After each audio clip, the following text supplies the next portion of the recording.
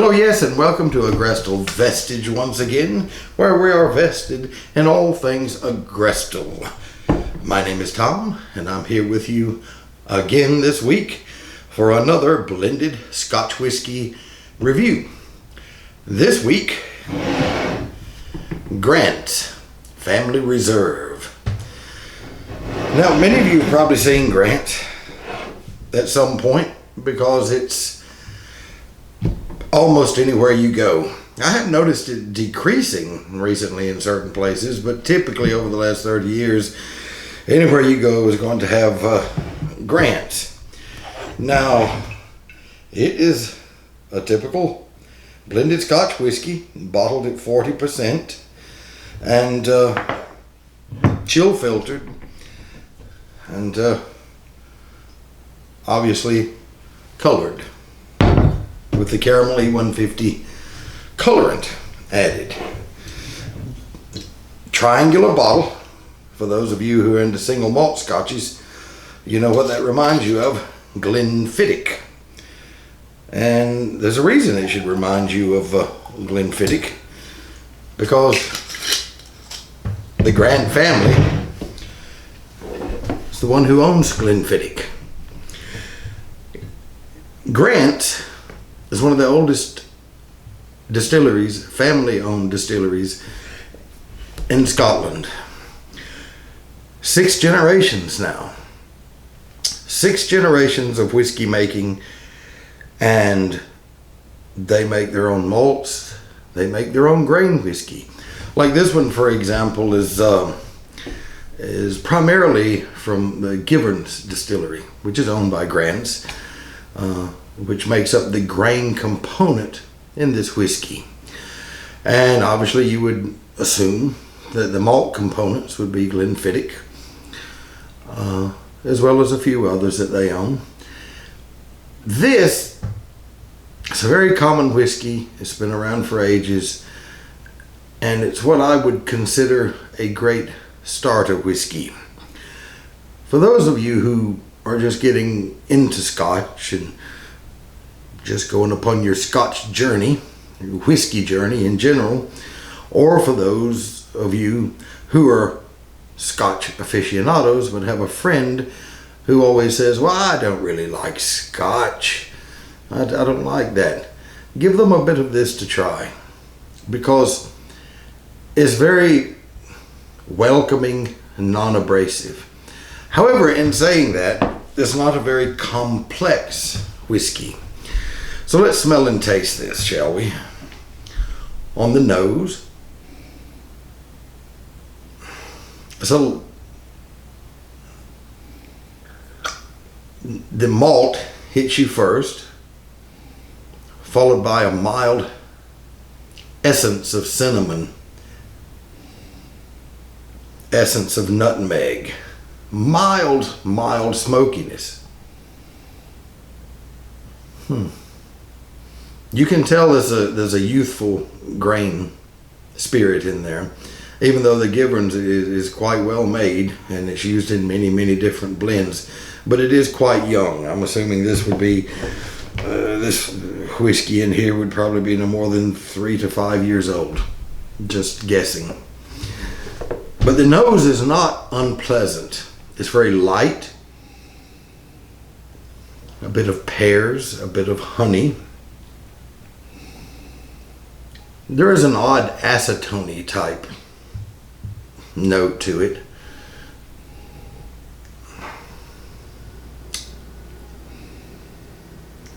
Like I said, mild smokiness and a little bit of clove, actually.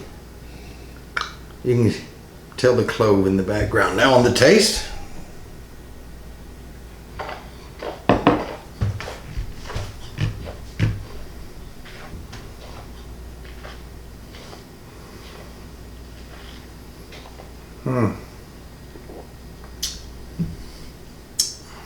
malts, cereal grain, honey, vanilla,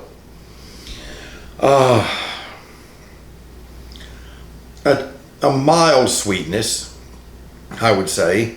The mild smokiness is there.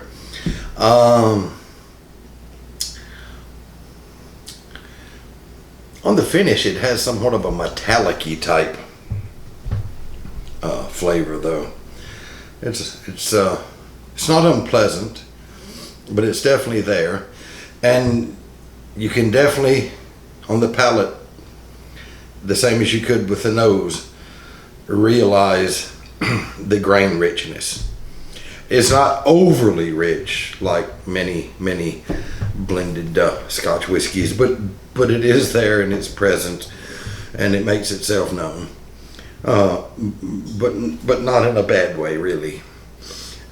The grain does have a nice, add a nice element to this blend. I think it's what accounts for some of the sweetness. What I'm going to do now is add a bit of water and see if that changes. You don't want to add much. Like I said, it's at 40%, so I'm going to add about 2 milliliters of water. I'm going to let this sit for just a bit.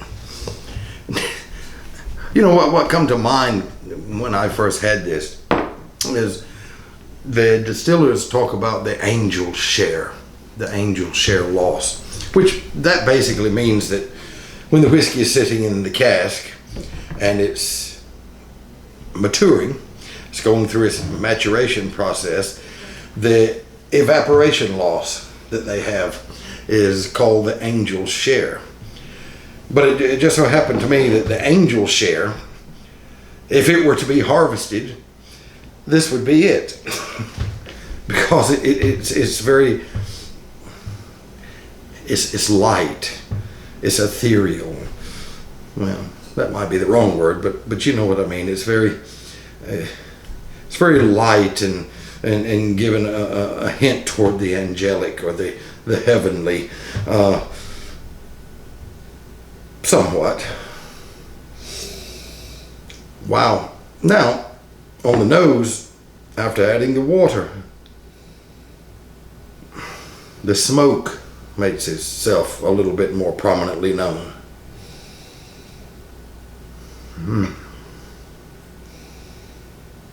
The clove, the nutmeg, is more strong.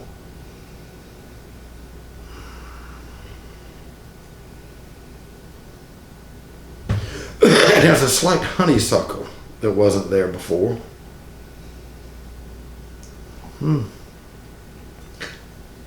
Adding water has definitely helped. That what I referred to earlier is the acetone type nose is completely disappeared once adding the water. It's just a nice sweetness now.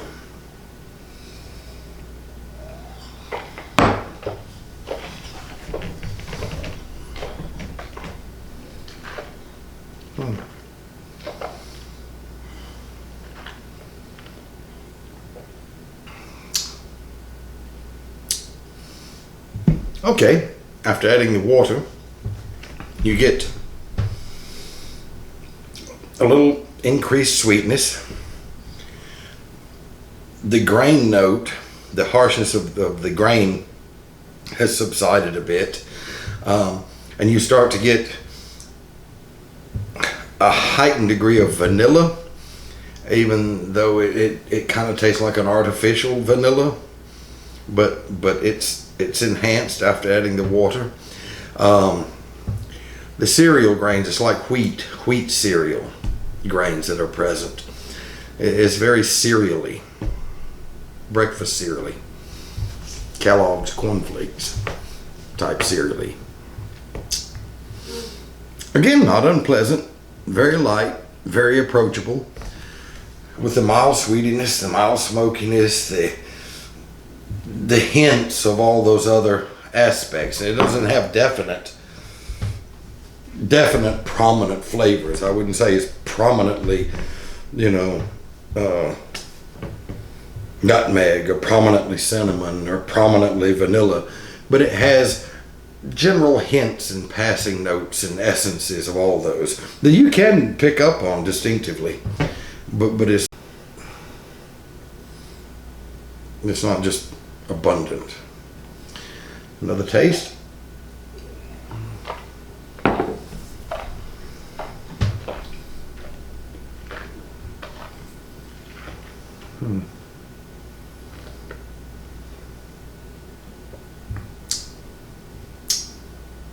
a nice sweet smokiness. I've drank Grant as a kind of a routine daily dram off and on for 20 years, maybe 25 years. And it's something that if you don't want a sherry bomb or a heavy Isla type peat, if you just want something light, refreshing, that this would be a good go-to Scotch. It's, as I said, it's very light, refreshing, approachable. It's not harsh in any way.